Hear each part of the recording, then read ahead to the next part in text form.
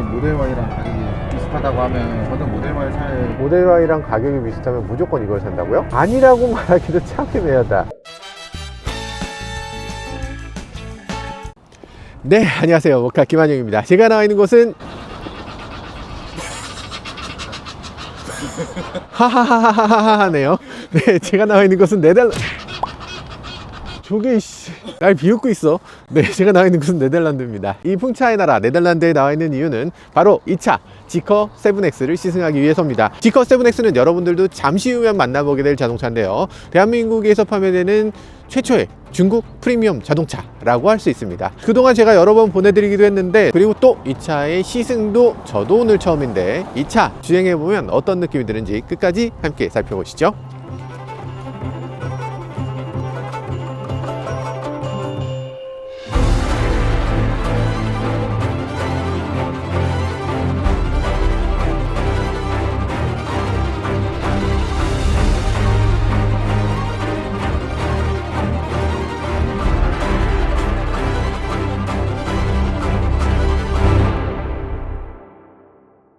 사실 여기 좀 카메라에 좀 밝게 나와서 그렇지 여기 꽤 깜깜한 곳이거든요. 그런데 여기 보면 라이팅이 있습니다. 노란색이죠? 노란색 싫어.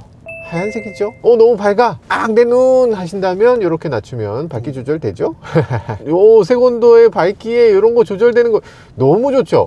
야, 사람이 예뻐 보여. 이렇게 예뻐 보이는 거 필요하지 않습니까? 당연히 이 정도 신경 써 줘야지. 훌륭합니다. 그럼 이제 출발해 봅니다. 네덜란드에서 처음으로 운전하는 거네? 제가 네덜란드를 지금 3번째 오는데 3번 들으셨어요? 들렸어요? 안 들렸죠? 저한테만 들렸죠?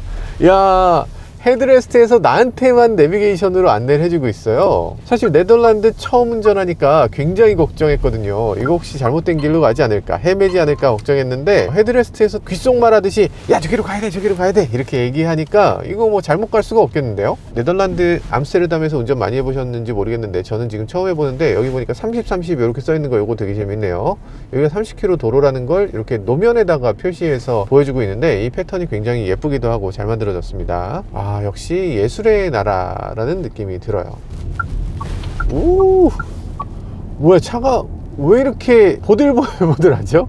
뭔가 매끌매끌매끌한 느낌이네. 아주 묘해요. 아주 묘해. 딱 이 차를 아마 처음 운전해 보시는 분들은 다들 혹 이러실 것 같아요. 뭐지? 이런 느낌. 저희가 평소에 테슬라 모델 Y를 많이 타는데, 테슬라 모델 Y는 전기차다 전기차다를 막 이렇게 외치는 것 같은 자동차예요. 그러니까 가속을 할 때 우웅 하는 그 전기 모터 소리를 내줍니다. 특별히 부담이라거나 그걸 줄이겠다는 생각 자체를 하질 않았어요. 그런데 이 차는 모터 소리를 극단적으로 억제해서 모터 소리가 전혀 들리지 않습니다. 그러다 보니까 굉장한 이질감이 느껴져요. 뭐야 이거, 나는 가속한 것도 아닌데 차가 뿅 나가네. 마치 요 앞에 보이는 요것들이 실제 도로가 아니라 뭔가 그래픽을 보는 것 같은 그런 느낌이 들어요. 예를 들면 운전면허 시험장 중에서 사방이 모니터로 돼 있고 시뮬레이터를 통해서 운전면허 연습하는 데가 있었어요. 혹시 아시는지? 그렇게 마치 시뮬레이터를 운전하는 것처럼 이 게임 속에 들어와 있는 것 같이 그런 느낌으로 운전이 됩니다. 좀 어색해요. 소리가 너무 억제돼 있어. 노면 소리도 안 들리고 모터 소리도 안 들리고 그냥 차가 싹 이러면서 갑니다. 너무 게임 같다는 생각이 드는데요. 그리고 디스플레이가 너무나 만족스럽습니다. 센터 디스플레이 정말 크고요. 계기판 디스플레이도 이렇게 가장자리가 꺾여 있는 이런 디스플레이를 갖고 있어요. 이것도 마음에 들죠. 그리고 앞에 있는 헤드업 디스플레이까지 있는데 굉장히 해상도가 높은 다양한 그래픽을 보여주는 이런 헤드업 디스플레이를 가지고 있습니다. 이 좁은 길, 이 네덜란드의 길이 이게 만만치가 않네. 이렇게 이거 어떻게 가야 되냐 싶을 때 버튼을 누르면 됩니다. 이 네덜란드의 좁은 길도 결코 좁게 느껴지지 않습니다. 여기 가이드라인 보세요.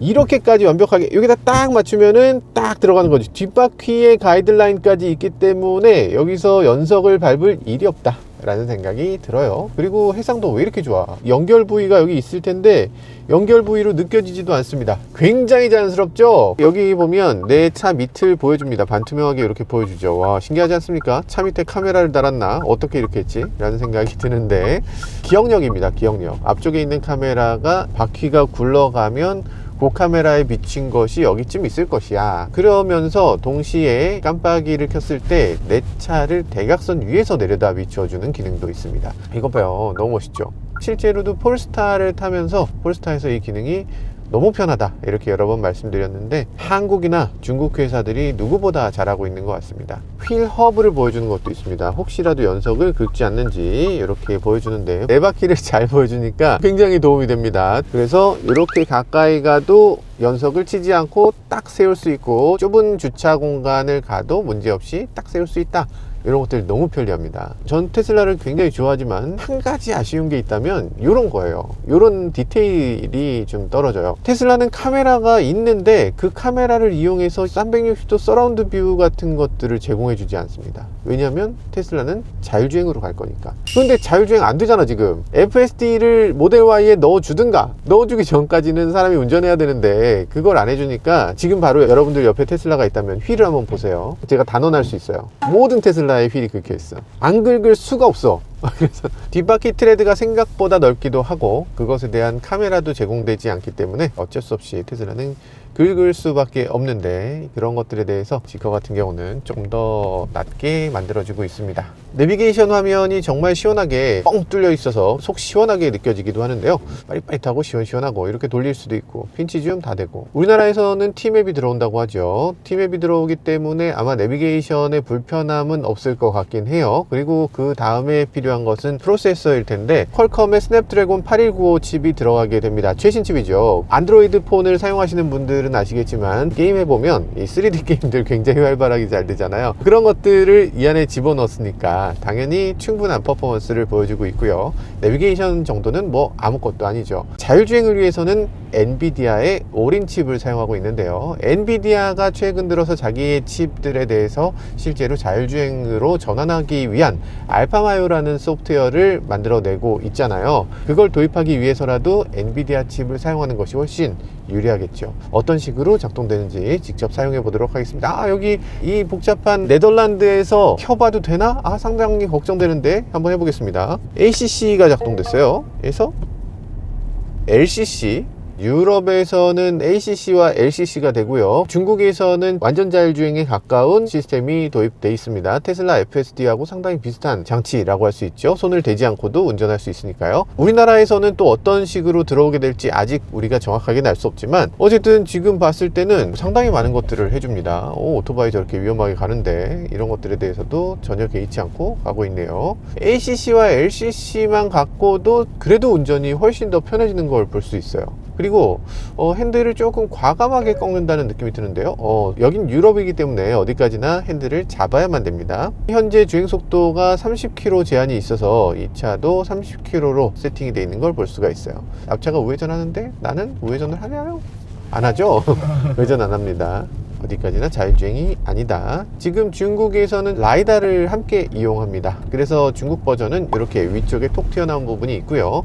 여기 유럽 버전에는 톡 튀어나온 그 부분이 없습니다. 자율주행을 하지도 않죠. 그래서 지금 이 차는 아직 자율주행이라고 말할 정도는 아닙니다. 그렇지만 지금 사용해보면 테슬라 모델 Y하고 비슷하다. 한국에 있는 테슬라들의 오토파일럿이 장착되어 있는 거 요거랑 비슷하다는 생각이 들어요. 물론 FSD하고는 뭐 비교할 순 없죠.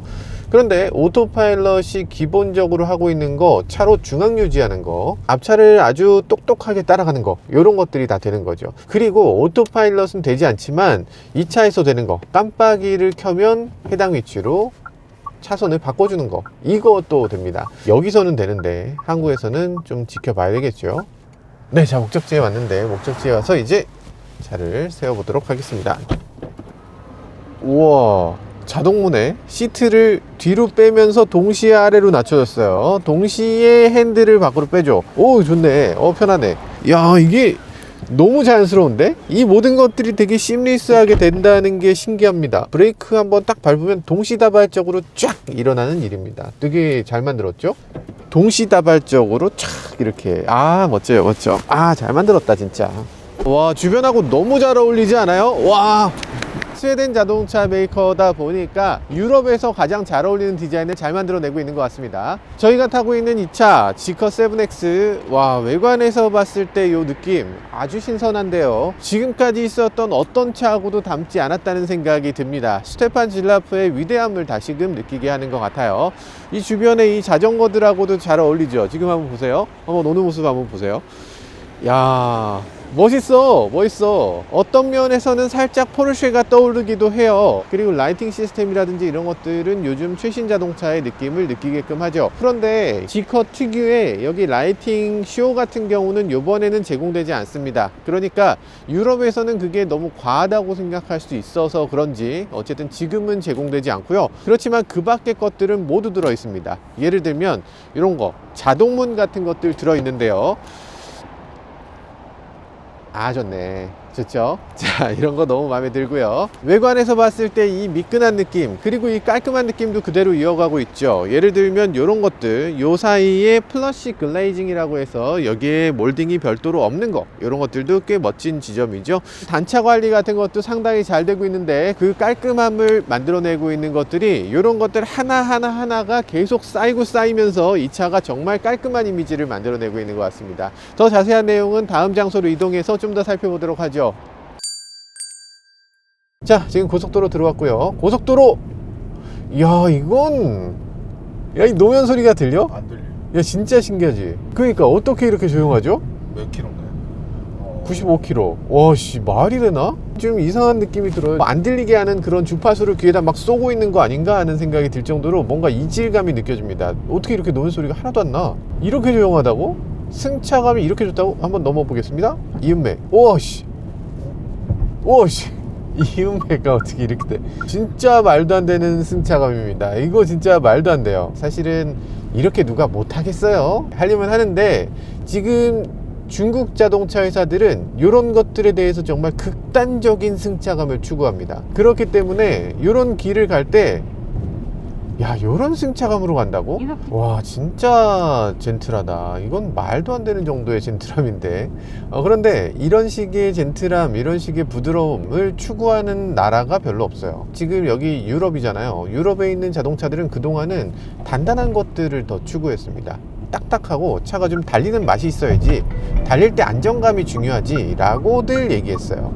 실제로 그런 것들을 좋아하는지는 글쎄, 진짜로 유럽 사람들은 그런 걸 좋아했을까? 정확한 이유는 모르겠지만 어쨌든 독일 회사들, 특히 BMW, 메르세데스 이 두 회사가 자동차의 셋업을 주도하면서 많은 자동차들이 더 딱딱하고 더 잘 달리는 세팅으로 만들어진 거죠. 왜냐면 독일은 아우토반이 있잖아. 속도 200km 이상으로 달리는 걸 일상적으로 하는 자동차 환경에서 차가 더 단단할수록 더 잘 달리는 차로 느껴졌던 거예요. 여러분들은 코너링 할 때 어떻게 하십니까? 코너에서 램프 빠져나갈 때, 우리는 램프 빠져나갈 때 한 50km, 한 60km로 빠져나가면 빠른 거잖아요. 그런데 독일에 있는 운전자들을 보면 시속 120km로 빠져나갑니다. 와인딩 로드에서 시속 120km로 그냥 와인딩 로드를 타요. 우리가 생각할 때는 독일 사람들 모두가 레이서예요. 여러분들이 카레이서가 타는 차를 옆에서 타보시면 아시겠지만 기절합니다. 정말 엄청나게 빠르게, 엄청나게 다이나믹하게 운전하는데, 이거 보세요. 클럽맨 저렇게 운전하잖아요. 여기서는 아무렇지도 않아. 이게 우리나라 같으면 빵빵하고 뭐 오 깜짝이야 했을 거예요. 근데 여기서는 이게 그냥 일상이야. 이렇게 좁은 길 저렇게 막 가잖아요. 저렇게 막 가는데 90km, 100km예요. 이런 식으로 운전한다. 그렇기 때문에 여기서 자동차를 셋업할 때는 우리가 생각하는 것보다 훨씬 더 단단하고 다이나믹한 세팅을 해왔습니다. 그리고 그것이 정답이라고 생각해 왔어요. 근데 이제는 과연 그런가? 독일도 한때는 젊은 사람들이 주도하는 나라였겠죠. 그렇지만 독일은 초고령 사회가 됐습니다. 일본도 마찬가지, 우리나라도 마찬가지 초고령 사회가 됐죠. 이런 상황에서 많은 사람들이 이제 생각할 겁니다. 그렇게 방방거리면서 달리는 게 과연 좋은 것인가? 아, 허리 아픈 것 같은데, 아우 시끄러운 것 같은데, 나 이거 좀 안 했으면 좋겠는데. 솔직히 그런 마음이 조금은 들었을 거예요. 왠지 이렇게 소프트하게 물침대 같은 세팅을 하면 찰모 소리 들을 것 같아서 이렇게 꺼내지 못하고 있었던 그런 것들을, 중국 회사들은 그런 것들에 대한 부담이 없잖아요. 소프트하고 좋다는데 그냥 하고 싶다는 대로 해주지 뭐. 라는 생각으로 이렇게 셋업이 되어 있는 것 같습니다. 정말 부드럽고. 그런데 그렇다고 해서 그냥 차를 물렁물렁하게만 만들면 되냐? 그럼 옛날에 있던 현대기아차가 최고라는 거야? 당연히 아니죠. 차는 잘 달려야 됩니다. 당연히. 안전해야 됩니다. 당연히. 코너링도 좋아야 됩니다. 당연하죠. 그런 것들이 모두 다 잘 돼야 되기 때문에 차는 때로는 부드럽게 때로는 단단하게 하는 그런 것에 큰 노력을 기울여야 됩니다. 그런 것들을 하기 위해서 이제 첨단 장치들이 총동원되는 거죠. 이 차에는 기본적으로 전자 제어 가변 댐퍼가 있습니다. 그래서 필요한 경우는 부드럽게, 필요한 경우는 단단하게 실시간으로 계속 바뀌는 그런 서스펜션을 갖고 있고요. 에어 서스펜션을 갖고 있습니다. 공기의 압력을 조절해서 코너에선 더 단단하게, 고속도로에선 더 부드럽게 셋업을 바꿔줄 수 있죠. 시속 120km에서는 베리로우로 옮겨갔습니다. 시속 120km 정도로 어느 정도 주행하고 나면 차체가 낮아진 걸 확인할 수 있어요. 마치 스포츠카 주행하듯이 이렇게 낮아졌습니다. 차체를 낮추면 뭐가 안정적이 되는데, 롤이라든지 피칭이라든지 이런 것들이 당연히 무게중심이 낮으니까 일단 더 안정감이 생길 텐데요. 그것보다 더 중요한 차이도 있습니다. 뭐냐면 차체 아래쪽으로 들어가는 공기의 양을 줄일 수가 있어요. 차체 아래쪽에 공기가 많이 들어갈수록 차는 떠오르려고 합니다. 양력이 생기죠. 대신에 차체 아래쪽으로 공기가 못 들어가게 하면 그만큼 음매 압력이 생겨요. 그걸 가리켜서 우린 그라운드 이펙트라고 얘기합니다. 그라운드 이펙트가 생겨서 차체 아래쪽에서 차체를 잡아 당기는 힘을 만들어낼 수 있어요. 그렇기 때문에 차체를 낮추고 앞부분에 공기가 덜 들어오게 하면 차체의 안정감을 더 높이는 효과를 만들어냅니다. 우리나라 자동차들이 에어 서스펜션이 없기 때문에 이런 것들에 대한 노하우가 지금은 없는데, 많은 자동차들이 고속에서 차체를 낮추는 기능을 빠르게 좀 도입해 줄 필요가 있어 보여요. 특히 SUV 같은 경우는 안전에도 큰 도움이 되기 때문에 그런 것들 해주면 좋겠다는 생각이 듭니다. 너무 고마운 기능이네요. 사실은 생각해보면 어쩌면 당연한 건데, 에어 서스펜션 필요하잖아, 그럼 넣어줘야지. 그런데 왜 안 넣어줘? 지금 우리나라 자동차 회사들 중에 에어 서스펜션 들어있는 차가 단 하나 있는데 그게 G90입니다. G90 말고는 단 하나도 없어요. GV80 1억이 넘는 자동차가 에어 서스펜션도 없다. 물론 뭐 소비자가 원하지 않을 수도 있습니다. 안 팔릴 수도 있어요. 터질 수도 있어. 오케이. 불량이 생길 수도 있어. 오케이. 알겠는데 그래도 해봐야지. 해보고 그게 문제가 있는지 없는지, 소비자들이 좋아하는지 좋아하지 않는지 이런 것들도 경험해보고 그러면서 노하우를 쌓았어야죠. 그런 것들이 우리는 제대로 되어 있지 못했고 좀 안타까운 현실이라고 할 수 있습니다. 그런 면에서 지금 이 차는 모든 것들을 총동원했습니다. 단 하나도 아끼지 않고 모든 걸 다 집어넣었을 때 어떤 차가 될 수 있는지를 보여주는 그런 산 증인 같은 자동차라고 할 수 있어요. 어댑티브 크루즈로 잘 가는지를 확인해 볼 건데요. 어댑티브 크루즈 굉장히 부드럽고 잘 달려줍니다. 우리나라에 들어오는 버전하고는 또 다를 거예요. 그럼에도 어댑티브 크루즈를 어떤 식으로 세팅하는지 이 셋업에 대해서는 어느 정도 알 수 있을 것 같습니다. 일단 주변에 있는 자동차들 여기에 잘 나타나고 있고요. 사람이라든지 다른 사물이라든지 트럭이라든지 이런 것들을 구별해서 보여주는 것도 인상적으로 잘 되고 있고요. 아주 활발한 그런 화면들이 보여집니다. 헤드업 디스플레이에도 마찬가지, 차선과 내가 가는 길과 지금 차로를 넘어가는 걸 내가 막아줄 것인지, 차로 중앙 유지를 해줄 것인지 아닌지 이런 것들을 시각적으로 잘 보여주고 있어요. 세팅은 굉장히 부드럽습니다. 앞에 지금 공간이 이 정도 남아있는데 왁 가속해서 저기로 가는 게 아니라 그냥 부드럽게 이렇게 가지고 있어요. 진짜 부드럽고요. 이 상태에서 제가 드라이브 모드를 한번 바꿔보도록 하겠습니다. 여기 엑셀러레이션 모드가 바뀌네요. 컴포트, 스탠다드, 스포츠, 가속력, 가속 페달 밟았을 때 컴포트 모드는 이렇게 컴포트하게 가속됩니다. 스포츠 모드를 한번 해볼게요. 지금 시속 100km에서 잠깐만, 야 잠깐, 아니 어떻게 시속 100km인데 이게 뭐죠? 지금 90km입니다. 밟아볼게요.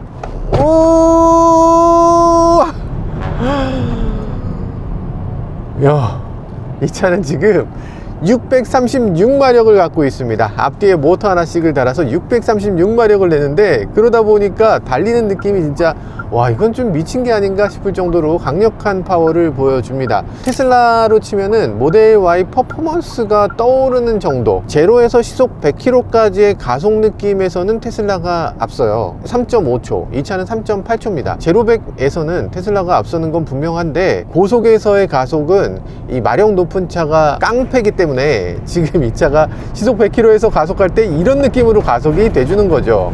야, 진짜 충격적입니다. 그런 거고요. 지금 여기 보면 이런 것도 있네요. 리젠 브레이크를 강력하게, 그리고 댐핑 모드를 컴포트로 바꿀 수도 있어요. 댐핑 모드 컴포트가 이렇고요. 아, 진짜 부드럽네요. 스포츠로 할 때 완전 다르네. 야, 여기 이렇게 달라진다고? 컴포트일 때 진짜 부드럽죠? 스포츠일 때 완전 단단해집니다. 이렇게까지 차이 나나? 부드러운 댐핑 모드를 좋아하시는 우리나라 소비자들 입장에서는 이 변화폭이 엄청나게 큰 거, 요거 좋아하실 것 같습니다. 그리고 사실 제가 말씀드리지 않은 게 있습니다. 지금 이 차는 페이스리프트 전차입니다. 이전 모델이기 때문에 페이스리프트를 하고 나면 여기서 더 업그레이드가 됩니다. 지커 엔지니어들 말로는 이 차에 흡음재를 2배가량 더 집어넣었다고 합니다.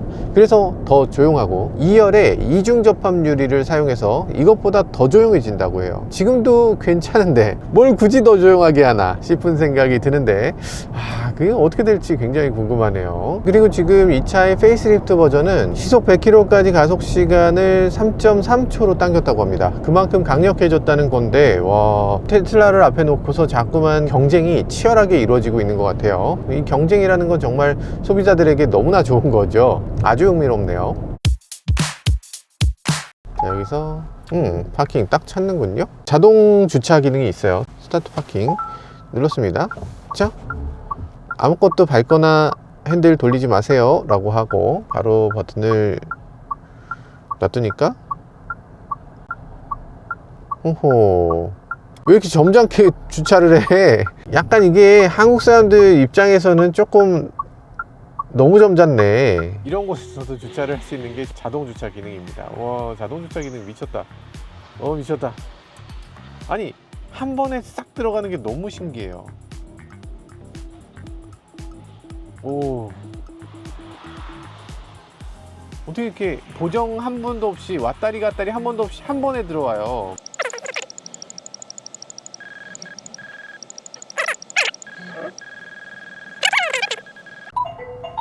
뭐 어쨌든 파킹 됐습니다. 오토 파킹으로 주차를 잘 했네요.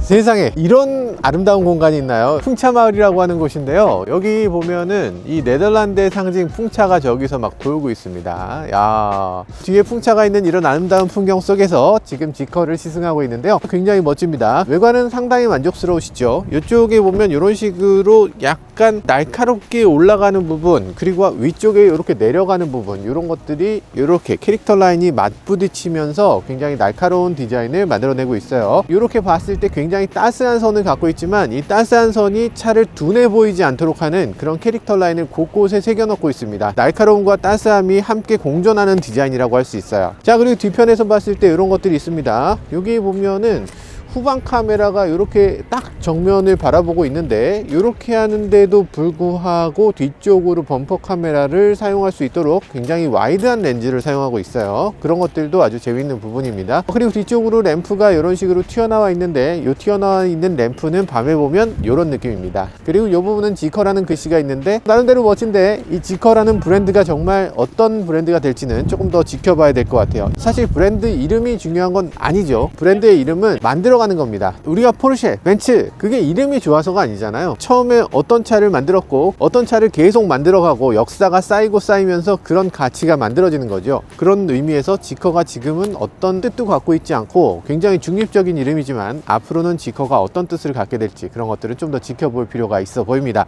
그리고 뒤쪽에서 볼 때 굉장히 깔끔함이 느껴지실 수도 있을 것 같아요. 뒷유리를 보면 뭐가 안 보입니까? 열선이 안 보이죠. 왜냐하면 뒤쪽이 프라이버시 글래스이기 때문인데요, 유럽에서는 이렇게 뒷유리를 프라이버시 글래스로 하는 거, 옆유리도 프라이버시 글래스로 하는 게 굉장히 일상적으로 되어 있습니다. 썬팅을 한 게 아닌데도 굉장히 진한 걸 볼 수가 있죠. 그런데 이런 것들이 우리나라 들어올 때는 어떻게 법적으로 허용이 될지는 모르겠어요. 근데 저는 이게 허용이 돼야 된다고 생각합니다. 훨씬 깔끔하고 애써서 사람들이 굳이 썬팅을 하지 말아야 되겠다라고 생각할 수 있는 그런 요소가 되기 때문에 이런 것들은 적극적으로 허용해줘서 뒷유리를 오히려 어둡게 하고 앞유리, 옆유리는 좀 밝게 하는 그런 분위기가 우리나라 전체에 좀 퍼져나가면 좋겠다는 생각이 듭니다. 자, 그리고요, 충전구는 당연히 뒤쪽에 있고요, 당연히 전동입니다. 유럽에 있는 건 CCS2입니다. 보통 어지간한 집에서 11kW 정도로 충전할 수 있고요, 우리나라는 보통 빨라야 7kW죠. 보니까 그 차이가 상당히 있고요, 48kW까지 충전이 되는 완속 충전이기 때문에 이 정도면 상당히 괜찮은 그런 충전 포트라고 할 수 있어요. 그리고 밑에 보면 급속 충전도 이렇게 콤보로 제공을 해주고 있습니다. 이 차는 800V 시스템을 사용하고 있기 때문에 10%에서 80%까지 10분 남짓이면 완료가 된다 된다 라고 얘기를 하고 있습니다. 실제로 어떻게 될지는 우리나라 시스템에 와서 테스트를 해보면서 말씀드려야 될 것 같아요. 충전 속도에 대해서 테슬라는 모델 Y RWD를 내놓으면서 LFP 배터리 버전을 내놨잖아요. LFP 배터리 버전은 충전 속도가 느리다는 한계가 있었죠. 저렴하고 주행거리 400km 괜찮아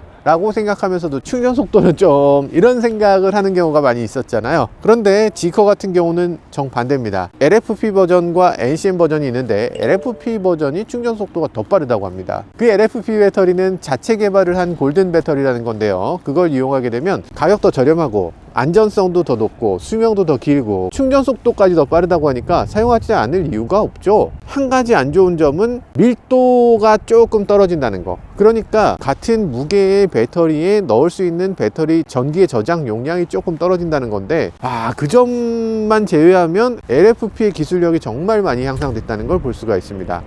우리도 빨리 LFP의 기술력을 키워야 되는데 좀 걱정이긴 하네요. 자, 이 차에 보면 트렁크 공간도 여러 가지로 있습니다.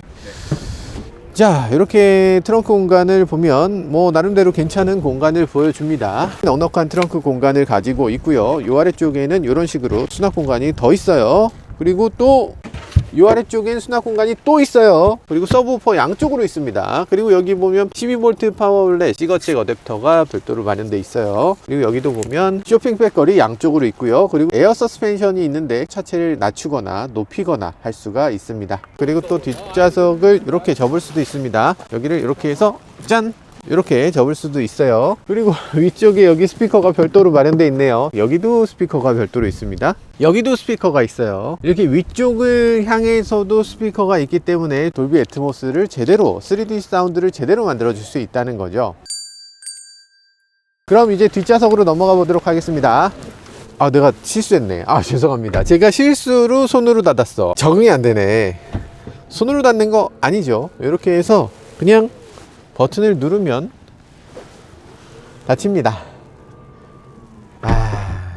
자동문이라는 거 있어야 돼. 별거 아닌 것 같아도 요거 자동문으로 한번 딱 하고 나면 그냥 끝장입니다. 다른 게 얘기가 필요가 없네. 완전 고급차로 느껴져요. 그리고 우리가 중국에서 봤던 지커는 여기에 또 다른 디스플레이가 하나 있고 테이블이 전동으로 이렇게 펼쳐지는 걸 볼 수 있죠. 그런데 안타깝게도 이게 유럽에서는 지원되지 않습니다. 우리나라도 아마 이 부분은 빠져서 들어올 것 같아요. 아무래도 충돌안전 법규라든지 그런 것들을 지키기가 만만치 않으니까 일단은 빠져서 들어오는 것 같네요. 뒷좌석에 앉았을 때 등받이가 신기합니다. 와, 등받이가 이렇게까지? 그리고 또 이게 어디까지 뒤로 가는 거야? 야, 진짜 개방감 상당하고요. 이거는 거의 테슬라의 글래스 루프하고 비슷한 정도인데 테슬라는 선스크린이 없었는데 선스크린이 추가로 들어오게 되네요. 그리고 이 천장 부분 헤드라이너가 지금 직물로 되어 있지만 신형은 스웨이드로 처리가 되는 조금 더 고급의 천장재를 보여주게 됩니다. 럭셔리 브랜드구나 라는 걸 느끼게끔 해주는 부분이 여러 곳에서 느껴져요. 지금 등받이가 이렇게 전동으로 눕혀지고 세워지고를 합니다. 테슬라에도 있잖아요. 테슬라는 이 정도까지 기울어지진 않아요. 상당히 눕는 느낌으로 이렇게 가는데 머리 공간도 상당하네. 상당한 공간이 재원되고요. 레그룸도 충분하게 제공됩니다. 지금 앞좌석이 제가 타고 내리기 편하도록 뒤로 밀려 나와 있는 상태인데도 무릎 공간이 이 정도가 제공이 되고 있어요. 굉장히 넉넉하고요. 뭐냐고요? 이 부분이 뭐냐 라고 하시는 분들 계실 텐데 이 부분은 이 가운데 있는 센터 콘솔을 떼버릴 수 있는 겁니다. 센터 콘솔을 떼버리고 다른 걸로 갈아 끼울 수 있는 거예요. 지금 이 차는 들어있지 않지만 우리나라에 들어올 때는 여기 냉장고가 들어옵니다. 냉장고가 들어있는 걸로 바꿔 끼울 수 있는 거예요. 그리고 요 자체 난 센서 콘솔이 필요 없어 라고 하면 빼버릴 수도 있고요. 그런 식으로 만들어져 있다는 게 특이한 점이고요. 냉장고 있는 차는 우린 롤스로이스 정도 돼야 있는 거 아니냐 라고 생각했던 것 같은데 사실 없을 이유가 없는 거예요. 자동차에 전기 충분히 있고 공간 충분히 있고 게다가 냉장 온장이 다 되는 냉장 온장고 사람들이 원하고 그럼 넣어줘야지. 왜 안 넣어줘? 있는 것도 빼고 그런 게 말이 됩니까? 있으면 넣어줘야지. 한국 사람들이 잡힌 고기처럼 그렇게 하면 됩니까? 당연히 최선을 다해줘야죠. 일단 지커는 한국에 최선을 다하겠다는 입장입니다. 넣을 수 있는 거 다 넣겠다는 거예요. 그렇게 해서 한국 소비자들에게 어떻게든 예쁨 받겠다 이런 느낌으로 보여지는데 우리 소비자 입장에서는 어떻게 해야 됩니까? 그냥 한번 열심히 해봐. 내가 한번 볼게. 열심히 하는 모습을 보고 그래서 마음에 들면 선택하면 되고 마음에 들지 않으면 그냥 뭐 딴 데로 갈래 라고 하면 되는 거죠. 그러니까 소비자 입장에서 철저한 갑이어야 되는데 그동안 갑을 관계가 바뀐 것 같아요. 자동차 회사가 우리가 제공할 수 있는 건 이거밖에 없는데요 하면은 그냥 소비자는 울며 겨자 먹기로 샀어야 됐던 거죠. 그건 소비자를 위해서도 좋은 게 아니고 자동차 회사를 위해서도 좋은 게 아닙니다. 자동차 회사가 그런 식으로 자동차를 만들다 보면 경쟁력을 스스로 까먹게 돼요. 그렇기 때문에 치열한 경쟁은 소비자에게나 제공자에게나 모두에게 도움이 되는 그런 전략이라는 생각이 듭니다. 자, 어쨌든 보통 이런 것들 이렇게 딱 내렸을 때 고급스럽죠. 굉장히 고급스럽게 여기 크롬으로 마감된 부분이 있고요. 그리고 또 이런 부분 보통 있는데 여기에 아무것도 없는 차들이 많이 있었잖아요. 열어줘야지. 이렇게 열어줘야죠. 그리고 여기 보면 철크덕 하는 것들 있잖아요. 보통 닫다 보면 철크덕 그런 거 없습니다. 자석이에요. 아니 자석으로 만들어줘야지. 들어갔다 나왔다 하면서 떨컥떨컥 소리도 나지 않고 부러지거나 하는 일도 없고 자석이 그냥 최선인 것 같아요. 왜 자석을 안 썼는지 모르겠다 싶을 정도로 탁월한 느낌을 보여줍니다. 그리고 USB-C, USB-A를 둘 다 지원을 해줘요. 그리고 스키스루가 있습니다. 스키스루는 이런 식으로 열어서 뒤쪽에서 화물 공간에서 집어넣어서 이렇게 스키스루를 지원해 줍니다. 이것도 마찬가지로 자석을 이용하고 있어요. 그래서 힘줘서 욱 밀면 자빠집니다. 좋죠? 그리고 여기 한 가지가 더 있는데 이런 것들도 있습니다. 스크린이 있어요. 전동으로 이렇게 당겨서 끼우는 거 이건 프리미엄 아니죠. 이렇게 해줘야 프리미엄이라고 할 수 있습니다. 그렇죠?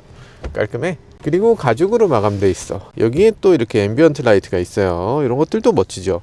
자, 그럼 1열로 넘어가 보도록 하겠습니다. 자, 네, 이런 식으로 어우 좋아, 어우 좋아요. 멋지죠? 자동문이라는 게 너무 편해요. 브레이크 밟으면 알아서 문도 닫아주고 내 위치도 잡아주고 핸들도 이렇게 맞춰줍니다. 인테리어의 퀄리티라든지 이런 것들은 상당히 만족스럽고, 그런데 여기 보면 이런 것들 아주 특이합니다. 이 핸들의 형상이 이렇게 위쪽으로 약간 볼록하게 생겨서 계기판이 더 잘 보이도록 이렇게 만들어 놓은 찌그러진 동그라미를 내세우고 있어요. 그리고 여기 보면은 이런 건 조금 독특하긴 합니다. 이 폰 커버가 뭐 같아요? 기아에서 많이 본 것 같아요. 기아죠. 그쵸? 이거 기아의 홈 커버를 그대로 떼온 것 같은 그런 느낌이 듭니다. 그러니까 자동차 회사들이 서로 조금씩 닮았어요. 시트 자체는 지금 검정색이어서 제 취향은 아닙니다. 저는 검정색 시트를 별로 좋아하지 않기 때문에, 특히 가죽이 이렇게 약간 광이 있는 가죽은 더 좋아하지 않기 때문에 지금 제가 좋아하는 스타일의 시트는 아니에요.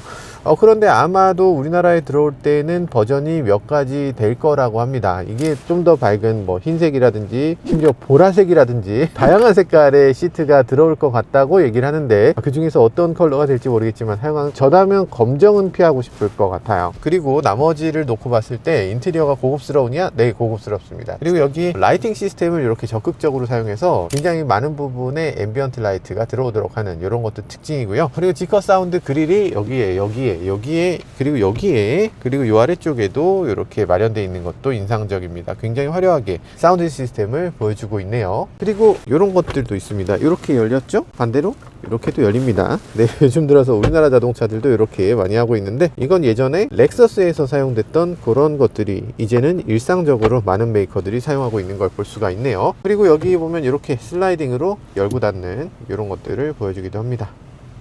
충전도 2개의 충전 패드를 지원해 주고 있는데, 충전 패드를 여기다가 이렇게 2개를 충전을 동시에 할 수도 있습니다. 재밌는 점은 충전이 시작되면 그때부터 아래쪽에서 바람을 불어줍니다. 폰이 뜨거워지지 않도록 하는 그런 장치를 제공해 주고 있어요. 공기토출구는 테슬라라든지 여러 자동차들을 보면 공기토출구 같은 것들이 점점 숨겨지는 추세잖아요. 옛날처럼 막대 같은 걸로 이렇게 조절하고 그런 게 아니라 이렇게 공기토출구가 존재만 하고 막대처럼 이렇게 되는 것들은 없고, 대신에 이렇게 화면을 터치해서 방향을 정하도록 해놓고 있습니다. 게다가 향기도 지원해 주고 있는데, 향기가 어느 정도 나올지를 정할 수 있어요. 오토매틱 리프레시 오브 패티그라고 해서 이 사람이 만약 피곤한 경우에는 향을 더 많이 내뿜어서 그래서 정신 차리게 하는, 졸릴 때마다 한 번씩 뿜어준다고 합니다. 거기에 정신이 빡 드는 거지. 너무 좋아하실 것 같아요.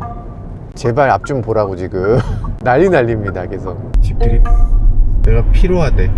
커피 마시래. 갑자기 에어컨이 바뀌었어. 뭐 별로 피곤하진 않은데 제가 운전할 때 자꾸 이렇게 휘청휘청 하니까 너 좀 피곤한 것 같아, 커피 마셔, 정신 차려, 이런 식으로 갑자기 바람을 쐬주는데 뭔가 이게 도움이 되는 것 같기도 하고 뭔가 기분 나쁘기도 하고 그러네요. 어쨌든 정신 차리는 데는 확실히 도움이 되고 있습니다. 아무튼 그런 것들, 이 방향제라든지 공기청정이라든지 공기의 방향이라든지 에어 컨디셔닝 모두를 통합적으로 관리하면서 여러 가지 기능들을 잘 연출해내는 걸 볼 수가 있습니다. 여기까지 실내를 살펴보면 될 것 같고 이제 좀 더 주행을 하면서 이 차에 대해서 더 자세히 알아보도록 하겠습니다. 자, 다시 출발해 보도록 하죠.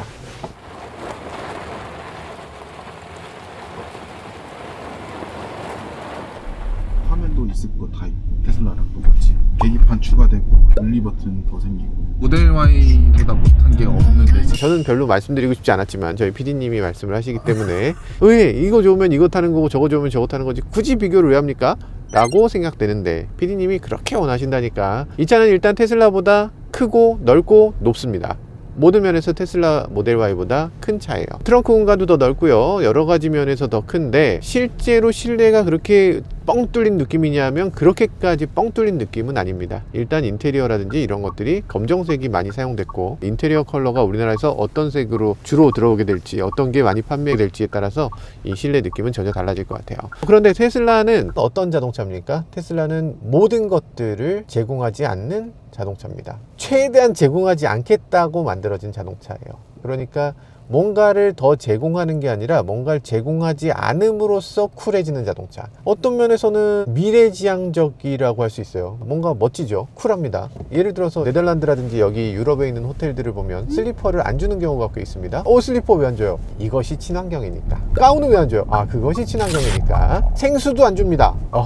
여기 컵 있잖아요. 수도꼭지에서 컵으로 따라 마시면 되죠. 그것이 친환경 아닙니까? 라고 얘기하는 게 요즘의 유럽 호텔들이에요. 쿨하죠? 쿨하죠?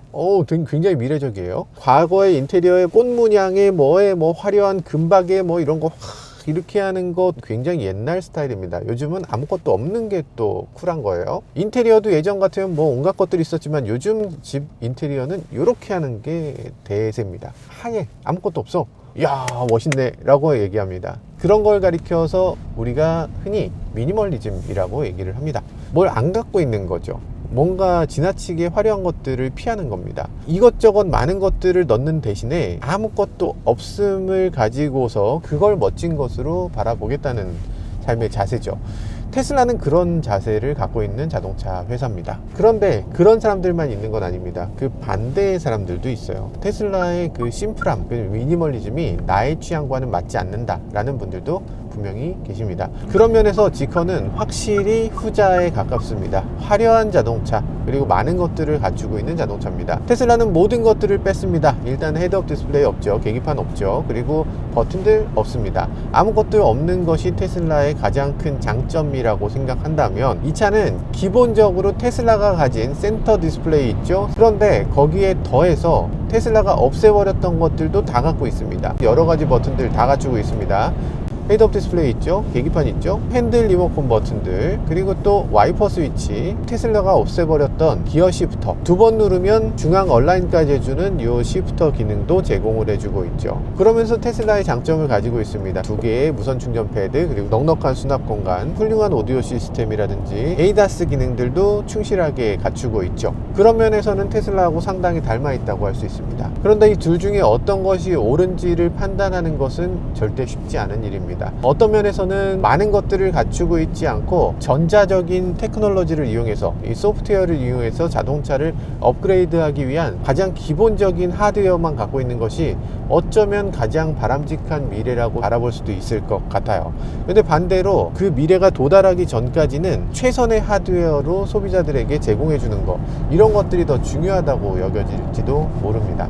어느 것 하나가 확실히 옳다고 말할 수 없는 부분을 우리가 목도하게 되네요.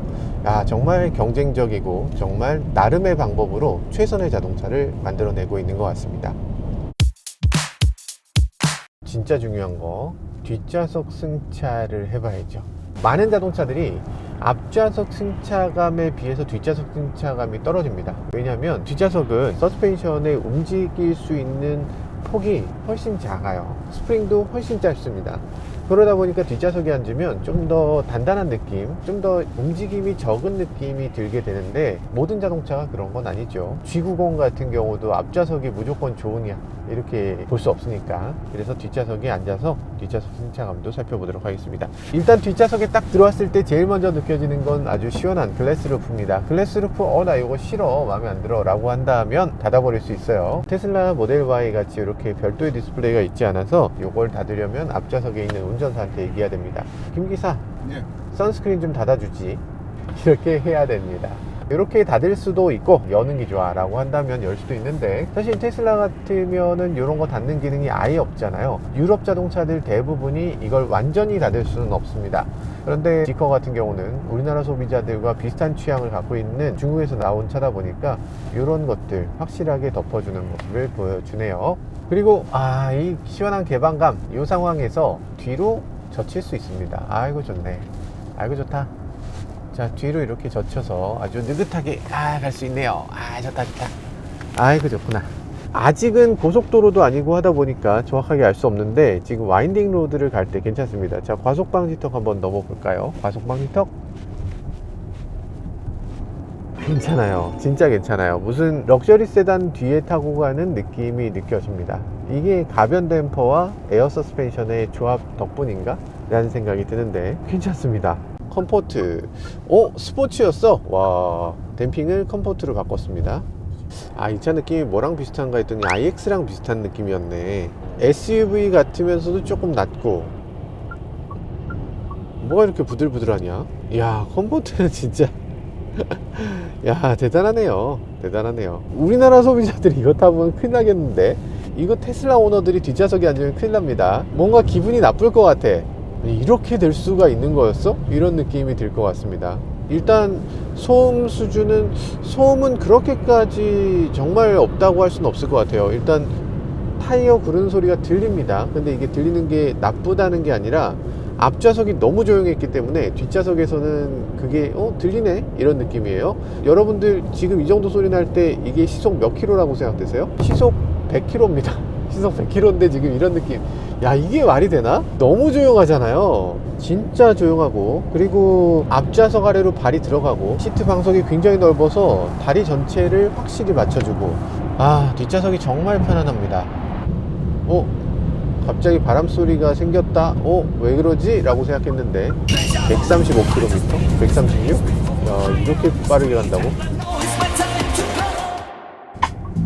Mirror show me things I didn't want to know. Love when it comes without a warning. 와, 오디오 진짜 너무 좋은데? Cause waiting for it gets so boring. 진짜 죄송하지만 앞좌석보다 뒷좌석이 오디오가 더 좋은 것 같은데? 이게 모델 Y랑 가격이 비슷하다고 하면 저는 모델 Y 살 게 없는데. 모델 Y랑 가격이 비슷하면 무조건 이걸 산다고요? 참 뭘 잘 모르시네. 근데 이게 아니라고 말하기도 참 애매하다. 답이 쉽지 않습니다. 왜냐면 테슬라를 산다는 건 언젠간 FSD도 되겠지 라는 기대로 사는 거예요. 그런데 지금 테슬라 모델 Y가 FSD가 되나요? 안 되잖아요. 분명히 언젠간 될 거라고 믿지만, 그럼에도 현재 이 시점만 놓고 봤을 때는 FSD 없다. 만약에 이런 걸 감안하고 테슬라를 바라봤을 때는 지금 경쟁 모델에 비해서 조금 아쉬운 점이 있는 것도 사실입니다. 그러다 보니까 어떤 사람들은 테슬라의 미래 가치에 대해서 높게 평가하는 사람들도 있는 거고, 어떤 사람들은 지금의 현재의 테슬라를 놓고서 다른 경쟁 모델에 비해서 조금 부족한 거 아니냐 라고 얘기하는 분들도 분명히 계신 것 같습니다. 실제로 지금 운전하시는 저희 PD님의 입장에서는 현재를 보는 거죠. 현재를 놓고 봤을 때 테슬라를 왜 사요? 라고 얘기하는 거죠. 우리나라 소비자들 생각해 보면 하나만 옳다고 생각하는 경향이 있는 것 같아요. 현대기아가 시장을 지배할 때는 현대기아만, 르노나 KGM이나 GM이나 기타 등등의 브랜드는 아예 보지도 않죠. 사실은 현대를 사던 사람이 기아를 보지도 않습니다. 현대면 현대, 기아면 기아. 이렇게 하나의 브랜드만 바라보는 경향이 많이 있는 것 같아요. 전기차에서는 테슬라에서 또 똑같은 일들이 벌어지고 있는 것 같습니다. 덮어놓고 일단 테슬라가 아닌 차는 거들떠보지도 않아 라고 하는 사람들도 생기는 것 같아요. 그런데 지금 여기 네덜란드에서 보면 수많은 자동차들이 있잖아요. 이렇게 다양성이 있을 때 이 시장이 더 건전해지겠죠. 더 건강해지는 거고요. 만약에 다른 회사들이 어떤 차를 내놓든 나는 단 하나의 자동차만 선택하겠다 라고 했을 때 그 제품은 그렇게까지 훌륭하게 계속 만들어지진 못할 겁니다. 그런 면에서 다양한 자동차들을 한 번씩 살펴볼 필요도 있을 텐데, 지커가 그런 면에서 굉장히 가능성이 있는 자동차라는 생각이 들고, 지커를 한번 타본다면 아마도 많은 사람들이 조금은 다른 생각도 해보게 되지 않을까, 좀 더 다양성이 극대화되지 않을까 라는 생각을 해보게 됩니다. 네, 이렇게 지커 7X 간단히 시승해 봤는데요. 멀리 네덜란드에서 시승하다 보니까 사실 우리나라하고 조금 다른 점도 많고 우리 도로하고 다른 점도 많아서 정확하게 알기는 어려운 점도 있었습니다. 그런데 적어도 한 가지는 분명히 알 수 있었어요. 최대한 많은 것들을 넣기 위해서 누구보다 노력한 자동차라는 겁니다. 우리가 생각할 수 있는 모든 것, 우리가 갖출 수 있는 모든 것들을 다 집어넣고자 해서 만들어진 자동차, 그것이 바로 지커 7X라고 할 수 있는데요. 어떤 면에서는 굉장히 생소합니다. 아니, 자동차 회사가 그렇게까지 최선을 다할 이유가 있어? 이거보다 더 좋은 차가 있는데 그 차를 위해서 비워놔야 되는 거 아니야? 아니면 원가 절감을 위해서 이것저것 있는 걸 빼버려야 되는 거 아니야? 라고 생각할 수 있는데, 그런 생각을 과감하게 깨트렸다는 거죠. 소비자를 위해서 모든 것들을 갖추려는 노력, 이런 것들이 너무나 생소하게 느껴지고, 앞으로는 이런 일들이 생소하게 느껴지지 않도록 다른 자동차 회사들 모두 다 함께 노력을 해줬으면 하는 바람입니다. 지금까지 저는 모카 김한용이었습니다. 감사합니다.